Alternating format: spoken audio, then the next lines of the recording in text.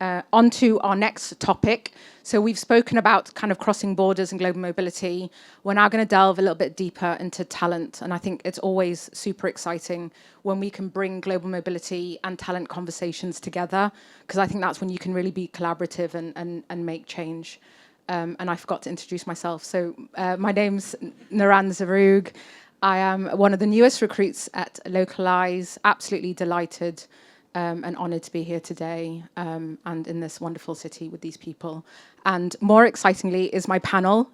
So delighted to bring Kobe, Daisy and Kirill, who all kind of work within the talent space. But before we get started, I'm going to ask you all to introduce yourselves and just tell us a little bit more about who you are and your background. And Daisy, let's start with you. Great. Does my mic work? It's my first panel, by the way, so I'm very excited. Congratulations. I went from sitting there to sitting here. I like to listen more than speak, but that's fine. I'm Daisy. Hello. I'm also an expat here, originally from Italy, living in Amsterdam now for 6 years. I am the lead talent acquisition specialist at Versuni, which is the parent company of Philips, so the air fryers and the steamers, you know, our products. Very big company. I'm also a podcaster and content creator, I guess. So nice to see you all. Thank you. And congratulations for your first panel. We're excited. Yes, I'm excited too. I'll try and be kind. I'll try. Kobe, over to you. So my name is Kobe. I work for Heineken. I actually lead the talent acquisition function there. Team size around 21 people. I have 5 direct reports. I've been in the TA space for, I would say, 16 years, and the people space for 23. And actually I have an interesting background of HR, international mobility, and TA. So I think I have the total package, as I call it. You must be high on everyone's recruitment agenda, having the total package. And Kirill, over to you. Hi, everyone. My name is Kirill. I work with Miro, the whiteboard. I work for 10 years in global mobility, and I've relocated myself 3 times. And in 2 different countries, also an expat here. So it's a great pleasure to be here for the second time. It's my second panel with Localize. So nice to meet you. Thank you. Thank you. So we're going to move on to building global teams. We've heard from the research report earlier today that growth is still on everyone's agenda. Global expansion will continue to be huge for us. I know you guys have all been involved in this, but we're going to kind of look retrospectively. We're a company, we're looking to expand. We're about 100 employees currently, but we're looking to grow to potentially 500 over the next 2 years. No small feat. Definitely across several countries. So where do we begin to kind of tackle this challenge? What are the key aspects that come to mind when you're looking at very large global scale? And I'll start with Kirill, because I know you're definitely a guru in this space. Yeah, actually, I started with Miro when we were about 300 and grew together to 2,000. And I was hired specifically to open our new locations abroad. And we learned a lot. We did lots of mistakes and learned a lot from them. But what I strongly advise is first focus on principles instead of policies, since you don't need to limit your speed. Be consistent and invest in your leaders, basically, because you can put beautiful policy in the paper, but if you don't have leaders who actually enable it, you will fail. And be super precise on what locations and why you go. So basically, all the time, ask yourself why you do this, and don't be afraid to face harsh truth. Just a short example, if you like wine in Spain, maybe it's not the only reason to open a hub there, and collect data and be very, don't be afraid of it. And if you open a sales hub and you focus to develop it as a sales hub, and suddenly you start to hire software engineers there, you need to then go back and revisit why you actually did that and why you do now certain steps. So that's probably my advice. Yeah, no, and I suppose great learnings when you're scaling to those numbers. And Daisy, your experience, what's key that comes to mind when you're having to grow this fast? Yeah, good question. I mean, funny anecdote I have similar to this. I worked for a multi-million fashion company, and we had hubs in Amsterdam, Dusseldorf in Germany, New York, and in Hong Kong. And our CEO visited Munich for the first time, and he said, "I love it here. I want to open an office here. Can we have a head office here?" And we were like, no, it's not how it works, unfortunately. So it's just about, I think, it goes right back to foundation, right? Just really knowing what the culture is, who you are as a company, and what kind of people you need. What motivators do you need to join the company? So, yeah. Yeah. They're great tips, and I think the theme is like getting down. What are your fundamentals, and what's important? Kobe, does that resonate with you? It does. I would add one more pillar, is that a lot of leaders mostly underestimate the skills and the expertise of the talent acquisition or HR function as well. So I would say make sure that those folks are also part of the room and having those discussion in terms of how you want to build your culture, but not per se maybe policy, but have a strategic approach why you want to do something, because I think that helps a lot. Can I add to that? Yeah, please do. So I'm sure some TA people in the room, and you probably relate as well. I think it's important to have TAs that have the knowledge within those regions to hire or are interested in doing it. Because, for example, I always romanticized New York to recruit for New York and Dubai. And when I actually started recruiting in New York and Dubai, all the regulations, right? All the regulations around it, the recruitment processes. Yeah, it was really a headache for me to learn all of that in a short period of time. So actually having recruiters that understand the local market or are genuinely curious about it and want to learn about it, especially HR as well, local HR that knows the regulations. Yeah, and maybe what I also mean with experts is sometimes you don't have it in-house, but then make sure that you partner up with experts who can share some insights around those specific countries, location that you want to open. Yeah, we've heard that a lot. Having that local expertise can kind of help with a lot of the pitfalls that you don't know the nuances in those regions. Kobe's face was a picture when you said Duva. I'm sure he's got some horror stories to share with you. And so we were speaking earlier on the other panels about, where these talent want to be. Do we look at Malta because it's a nice place to be, or is Munich a lovely place to go? From a talent perspective, how do you advise on where to go, given we have to kind of navigate talent's preferences versus the bigger picture and business needs? How do you kind of prioritize in terms of these locations and where you want to go? Is it purely based on C-suite? No, I mean, C-suite may have a preference, but nowadays I've learned that it's very important to utilize data. So how are we going to make sure that we can capitalize in that specific location? Does it make sense to indeed open in Berlin or Munich? If you don't have the resources from a funding perspective to maybe be in Berlin, because there's a lot of tech talent there who are not going to move because of the current package they have, you may need to consider something else. So I think utilizing data and working with your partners to get those insights would definitely help when it comes to making those decisions. Yeah. And for you, Kirill?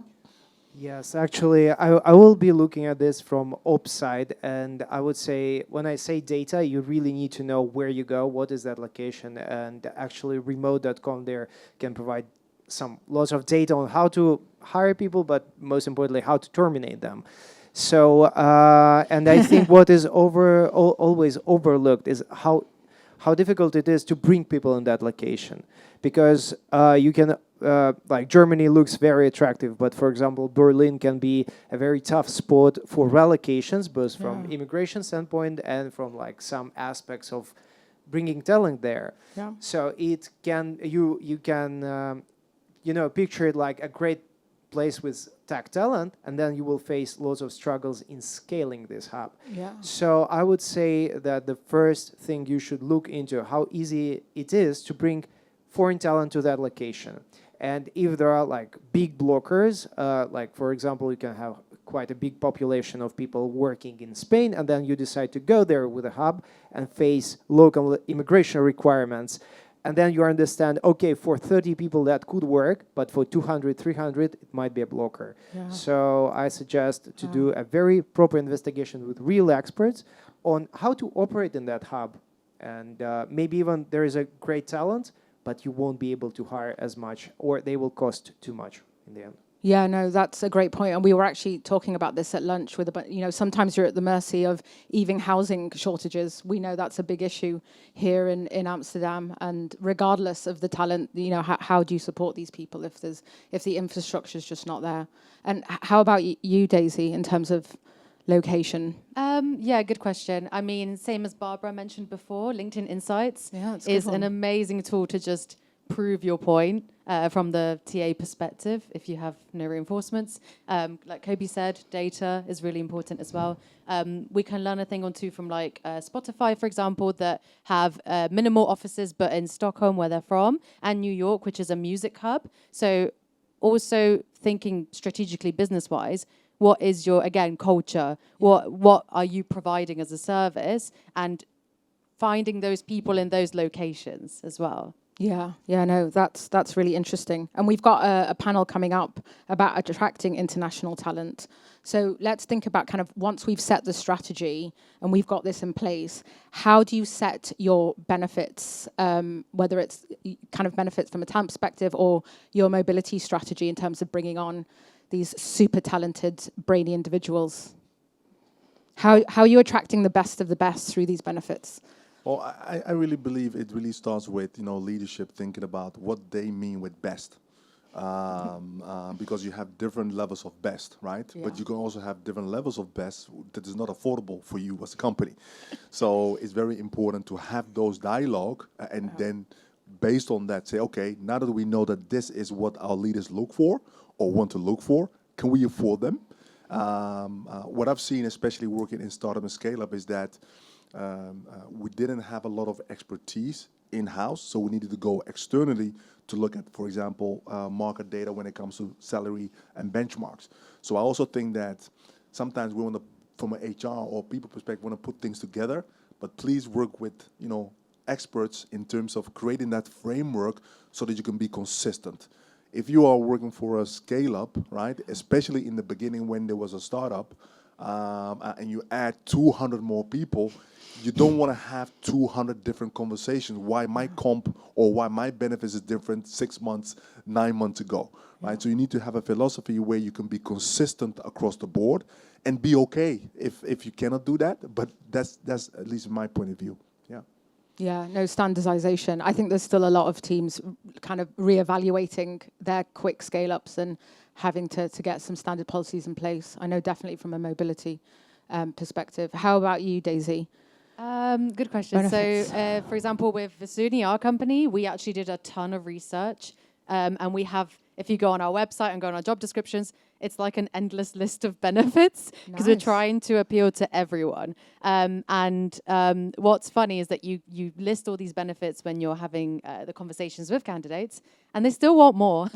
For some reason, we say 4 to 5 days working abroad, and they say, is that it? So it's really interesting that we have that issue instead. So I think the future, even though we've worked so hard on this and we've done a whole collaboration project to see what people want, Wow. I think personal benefits will be better. I saw a company, it's called Circular, which is like that card that you receive and you can spend that money however you like.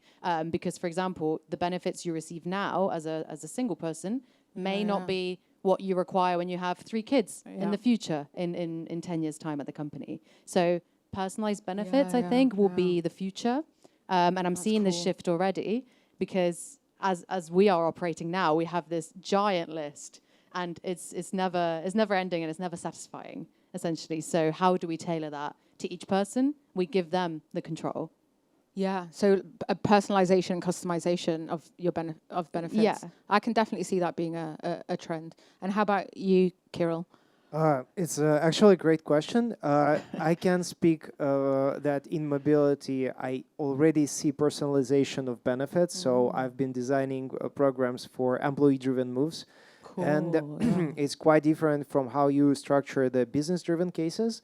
What is also interesting, I've been implementing benefits in newer locations when we were going to them.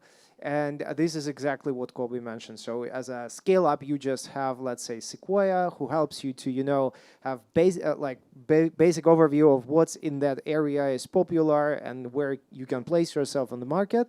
And it actually really helps you to make informative decisions and grow fast. But then what we see also that costs come in, and you really need at some point in time, you need a head of benefits who will actually compare, like in every hub, to each penny, like how much you spend on people. But I want to say something maybe controversial here also. Please do. Any benefit can be, you can have amazing benefit, people will still hate your company. I mean, there should be, I think behind all these numbers, it's very easy to lose the very main point, or like we provide workations, we have lunch in the office. If you have horrible leaders and the whole idea and culture of the company sucks, like people will still leave. And that's why I mentioned like you should invest in leaders and managers, build the culture. And this is what, for example, I value about Miro, because people really care about what we do and what we will see in the future, rather than like, what is my pension plan? Because in the end, like, you know what you do and it will stay like here for a long time. Yeah, no, I think I love the controversial. I think that's cool. And I heard a phrase once many years ago, which was culture eats strategy for breakfast, which I think when you're talking about talent and global mobility, it perfectly aligns. So we've built these global teams. We've scaled. We're now at 500. We're excelling as an organization. All's good. So now we've got distributed teams across all of the world in lots of different time zones.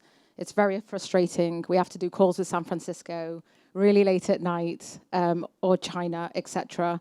So from a talent perspective, how do we make sure that these global teams are integrated, we are inclusive in our thought processes, and we're not allowing silos to happen? And I think, that's a topic that comes up more and more as we look to scale globally. Kobe, how do you tackle that? I don't think I can tackle it per se, but I do understand, the angle that you are coming from. So for me, it's two things, and it comes a little bit back to what Kira mentioned. Is leaders play a pivotal role when it comes to engagement of their teams.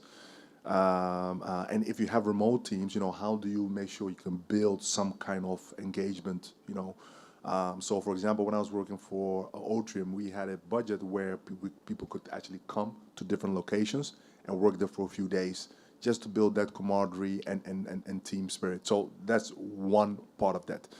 I also believe that the people function can play a very important role in terms of, facilitating and giving frameworks for leaders to be able to facilitate how we actually build a culture of remote teams, right? And I've not seen many great examples yet. So I would even say, within the current company that I work for, we have a lot of flexibility. We have a lot of training when it comes to how can you be a great leader and how can you be as inclusive as possible. But I still think that's need to trickle down a little bit more. And I think, the people function can play a very important role in that. Once again, I've not seen great examples of that yet, but that's something that I will like anybody who's part of the people team to think about going forward, because it's going to be critical for talent, especially coming in. No, I think that's brilliant. It's a really interesting observation that, we've yet to see anyone that's kind of doing this brilliantly. And I suppose it's all new. We're still kind of figuring out what works and what your culture for your organization is versus the other. How about you, Daisy? I know you manage global teams. Yes, I've also managed recruitment team dispersed in New York and Germany, etc. I'm currently part of a team of 27 recruiters in India, APAC, Amsterdam, etc. Quite a big team. And the only thing that comes to mind for me is just to remember the why.